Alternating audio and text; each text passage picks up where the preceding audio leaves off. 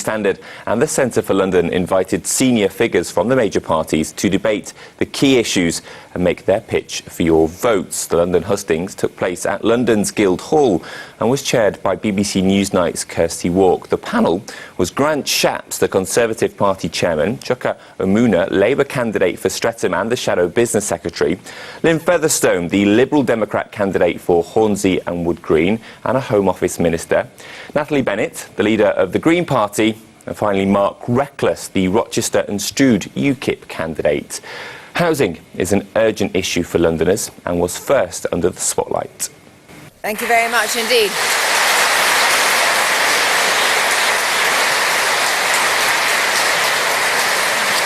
Ladies and gentlemen, can our microphone helpers stand up, please, so they're ready to go wherever I'm going to send them when the questions come in from the audience. But we're picking up on questions we've had already submitted on Twitter to begin on housing. And the question, I'm going to put two together here. First, how will you deliver the homes that London needs? And what will you do to make London more affordable for key workers and people on low income? Is the answer to that, Grant, to sell off your housing association houses? Well, in fact, what we want to do is to not only allow people in housing association homes who've curiously always not had the same benefits as people, many of whom I'm sure are in the audience tonight, who've had the right to buy of a council house. And so we want to make sure that that's a fair system and everyone gets the same crack of the whip. But actually, we've got this programme in order to make sure that we can replace every single home that's sold with one being built. Now, I know that people will say, well, will that ever happen? I've been in my own constituency and opened the first council housing to be built for 35 years. And when you meet those people, getting their new home, new keys to those homes, you see that it is the right thing to do, that in fact we built more social housing and affordable housing as a government than the previous administration did in 13 years. So will you only allow people to buy their housing association homes as you complete the new stock? No, the way it operates is this. We will ensure that councils are able to sell the top third priced homes. These are council homes in any given area. So at the moment you can have a council home which would literally sell for £1 million. It could fund 12, 13 affordable homes, and instead that is sort of essentially money which can never be used to house other people. And the one point I would make is this. The housing waiting lists actually doubled under the previous administration. They went up to 2 million. I never heard anyone angry about this. I never heard anyone say those languishing on the housing waiting list are given a raw deal. They're the most vulnerable people if they don't have a house. That waiting list has now fallen by 20%. And actually, it's because we're actually taking steps to deal with the housing crisis in London and elsewhere. Umunna, how would you deal with the homes that London needs? Well, first of all, let's just be clear about what the need is. We need in London around 60,000 more homes being built every year.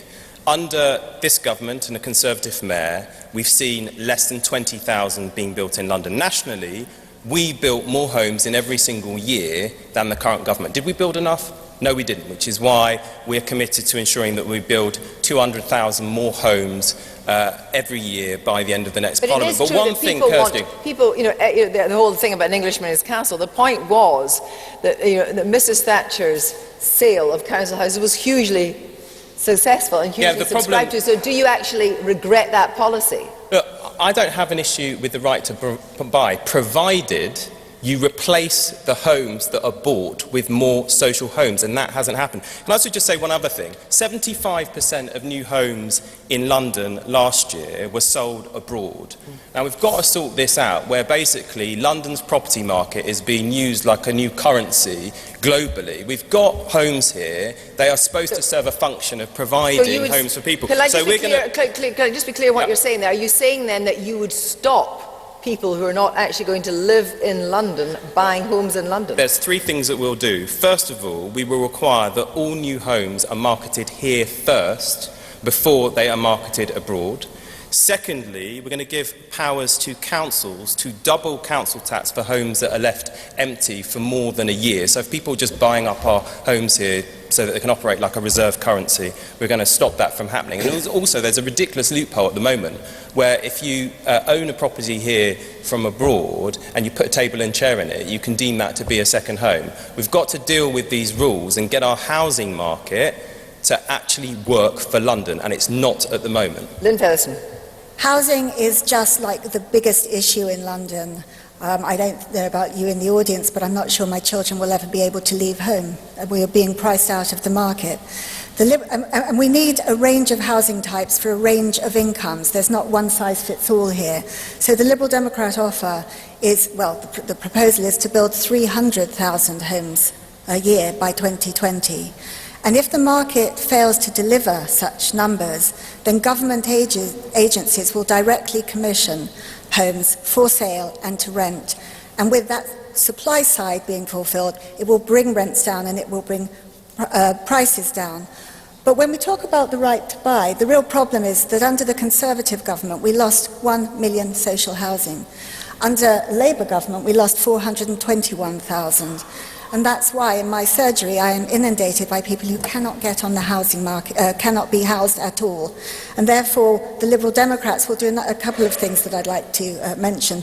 One is give local authorities the flexibility to borrow in order to build, whether for rental or for purchase. In terms of one-for-one replacement when social housing has been used, it hasn't been replaced. And what we need is councils to have the facilities to make that happen, and where they don't, for the government to act. And lastly, even if you can rent in London, people have a great deal of difficulty getting the deposit together. So one of our new policies is help to rent, and that will mean £1,500 lent to you as a deposit outside of London, £2,000 in London, so that at least you can have a roof over your head, and you shouldn't be penalised just because you cannot save to get the deposit. Mark Crackers, do you agree with the sale of housing association houses to tenants?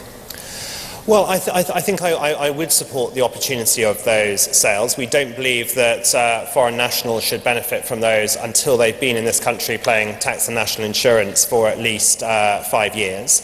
I think much of the problem with housing associations lies with our regulator, the Homes and Communities Agency. Grant was the housing minister. The Conservatives promised us a bonfire of quangos, but actually the key decisions in this field are made by the HCA. And the biggest restriction on housing associations is applied by its regulator that prevents them borrowing a great deal of money and has an extraordinarily sort of conservative policy to make sure none have any risk of ever going bust whatever.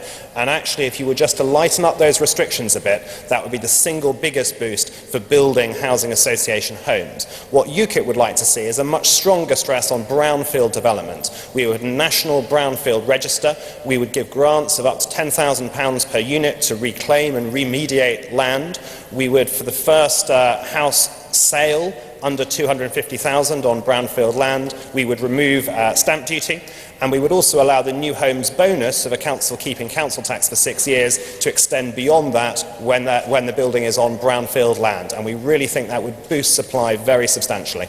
Natalie, presumably you support UKIP. Oh, sorry, I never thought I'd say those words. I think you might read that slightly. You support UKIP on the use of brownfield sites. You want to deliver so many low-cost social housing, you're going to have to use brownfield sites anyway, and presumably you'd want to.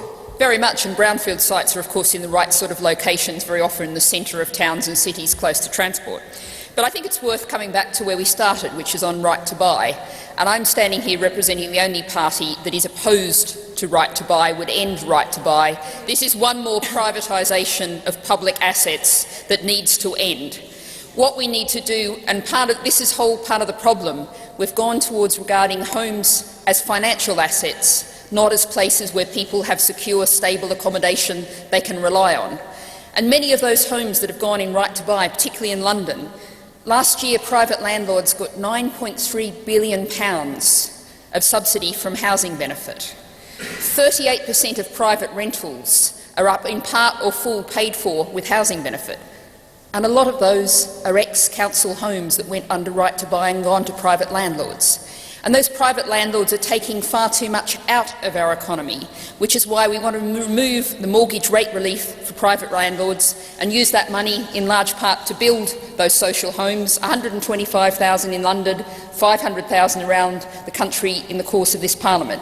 We need to rebalance, restore our social housing and ensure that people have affordable rents. So they should have 5-year security of tenure for their rental homes, private rentals, and a cap so that the rent doesn't rise by more than the rate of inflation.